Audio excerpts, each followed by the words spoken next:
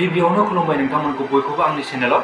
Hello लोगोफोर, नोंथांमोनाथ' दासान्दि social मिडियानि गेजेरजों नुगासिनो नङा होमब्ला? बर'नि सासे मुंदांखा कमेडि भिडिअ बानायग्रा एक्ट्रिस रसमा ब्रह्मआ गोमानानै दं होननानै। रसमा ब्रह्मखौ नोंथांमोनाथ' गोबाङानो सिनायखायो नङा होमब्ला?